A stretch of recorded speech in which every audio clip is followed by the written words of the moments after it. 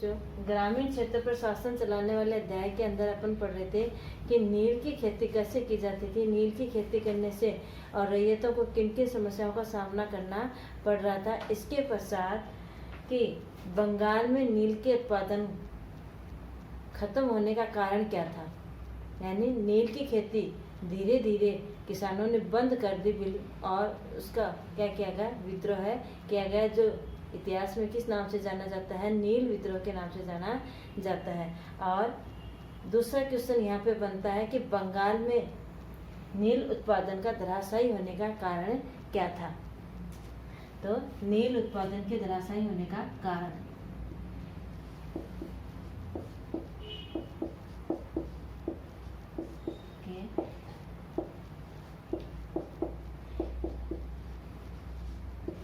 नील उत्पादन के धराशायी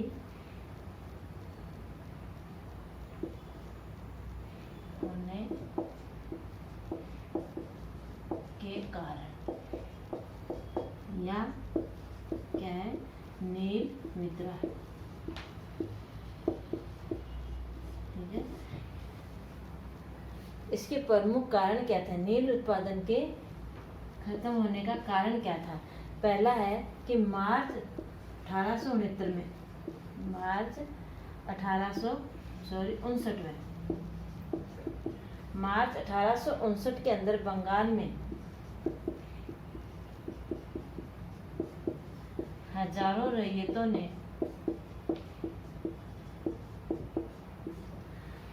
रैयतों ने नील की खेती करने से क्या कर दिया, इनकार कर दिया।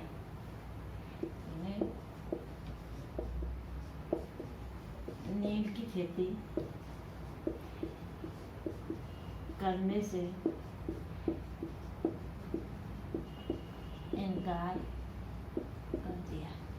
ये आपको बता दिया क्यों कर दिया था, क्योंकि नील का उत्पादन उन जगह पे होता था जो भूमि क्या हो, उपजाऊ हो, और उपजाऊ भूमि पे नील का उत्पादन करने से इसकी जड़ें नील की अधिक गहराई तक जाने से भूमि का पूरा उपजाऊपन खत्म कर देती थी।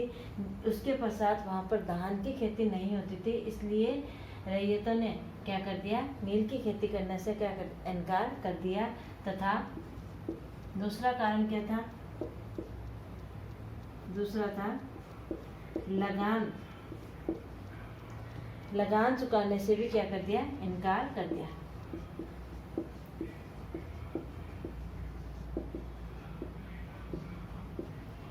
इनकार कर दिया।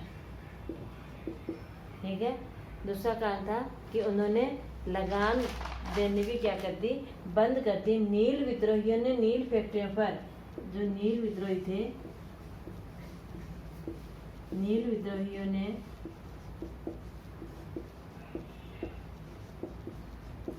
नील की जो फैक्ट्रियां थी, फैक्ट्रियों पर हमला करने लगे।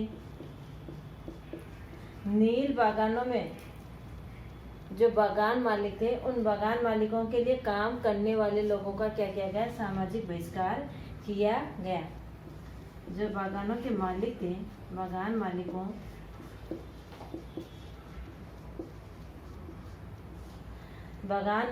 के लिए काम करने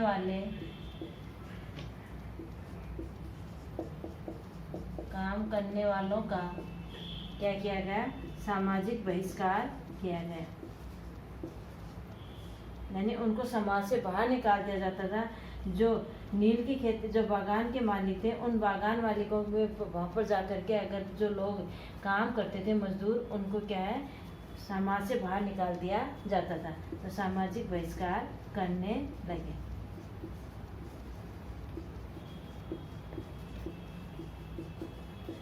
बागान मालिकों की तरफ से जो लगान वसूली की जा रही थी, उन गुमास्ता एजेंटों की क्या की जाने लगी, पिटाई की जाने लगी।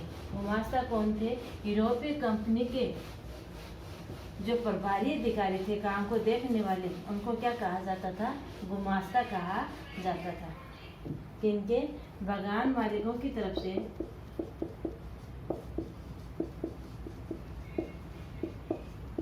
बगान मालिकों की तरफ से लगान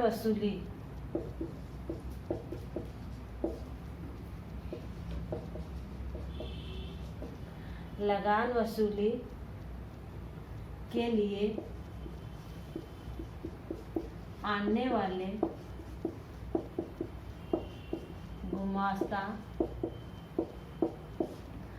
वाले गुमास्ताओं को गुमास्ता एजेंटों की क्या करने लगे, वो पिटाई करने लगे, जिससे ये लोग क्या है, लगान लेने से क्या कतराने लगे, वहाँ लगान लेने के लिए नहीं जाते थे। गुमास्ता कौन होते थे? जो यूरोपीय जो कंपनियाँ आती थी, यूरोपीय कंपनियों के लिए और उनकी देखभाल करने के लिए, व्यापारिक केंद्रों की देखभाल करने के लिए, और किनको नियुक्त किया जाता, गुमास्ता एजेंटों को लाया जाता था, और उनकी वो क्या कर देते थे, पिटाई करने लगे, जिससे ये लोग उनसे लगान लेने से क्या कतराने लगे। 1859 में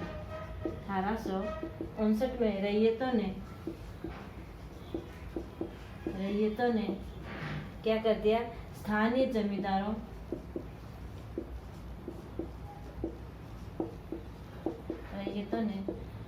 जमींदारों और मुखियाओं से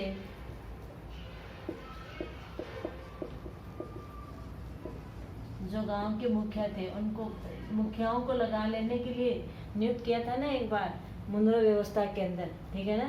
तो जमींदारों और मुखियाओं से समर्थन लेने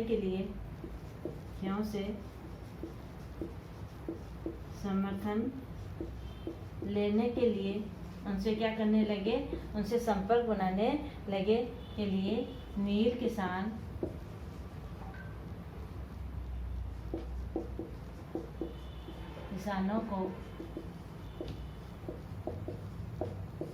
किसानों को इकट्ठा करने की बगावत की।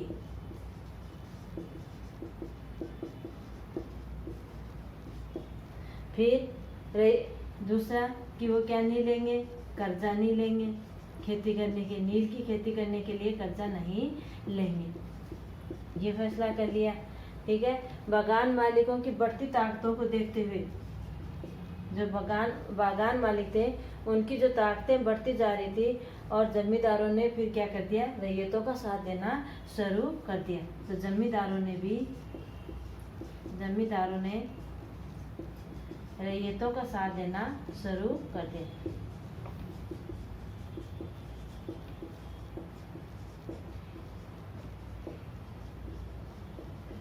देखो, अपने जो व्यवस्थाएं पड़ी थी कृषि सुधार करने के लिए अंग्रेजों के द्वारा, तो उस एक व्यवस्था के अंदर और लगान वसूली करने का किसको दे रखा था, जमींदारों को। मुद्रा व्यवस्था में जमींदारों को हटा दिया, किनको दिया गया, मुखियाओं को दिया गया। तो इस प्रकार से वो बार बार व्यवस्थाएं बदल रहे थे, जिससे क्या है, इन लोगों को किसी प्रकार का कोई फायदा नहीं हो रहा था। तो जमींदारों ने भी रैयतों का क्या देना कर दिया, साथ कर दिया। इस बगावत के पश्चात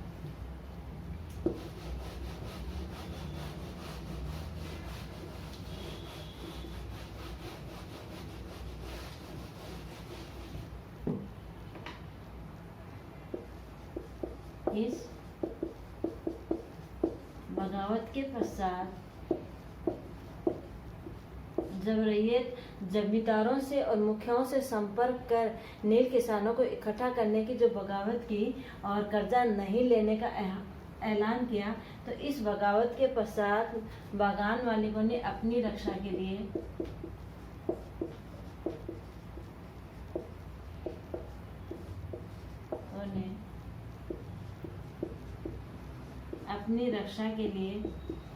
क्या बुलाई, उन्होंने सेना बुलाई।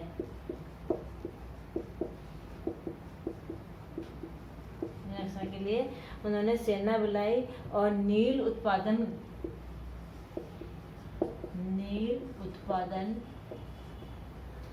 व्यवस्था की जांच के लिए क्या बना दिया गया, एक नील आयोग का गठन कर दिया गया। जांच के लिए एक नील आयोग क्या गठित कर दिया गया, एक नील आयोग गठित कर दिया गया।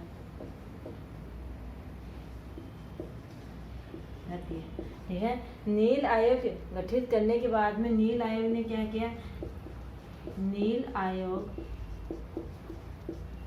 ने बागान मालिकों को क्या ठहराया, दोषी ठहराया, मालिकों को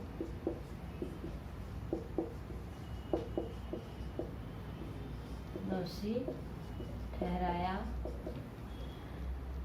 और कहा कि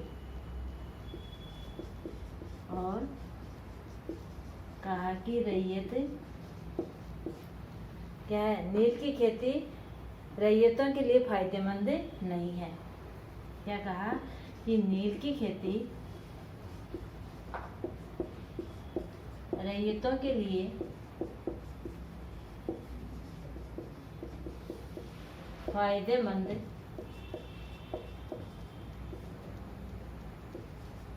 नहीं है। यानी जो बगावत की, रैयतों के द्वारा बगावत की गई, जमींदारों ने, मुखियाओं ने जब साथ देना शुरू कर दिया, वो बगावत हुई। उसके पश्चात बागान मालिकों ने सेना बुलाई और इसके पश्चात क्या किया गया, एक नील आयोग का गठन किया गया। अब वो जांच किसको करनी थी, नील आयोग को।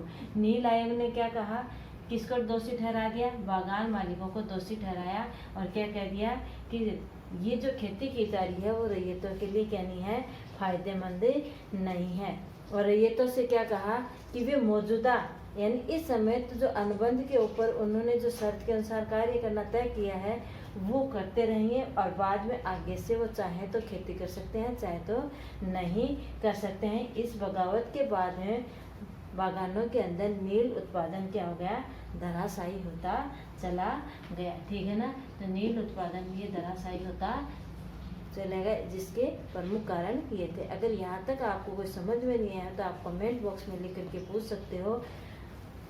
इसी के साथ आपका ये चैप्टर खत्म होता है। धन्यवाद।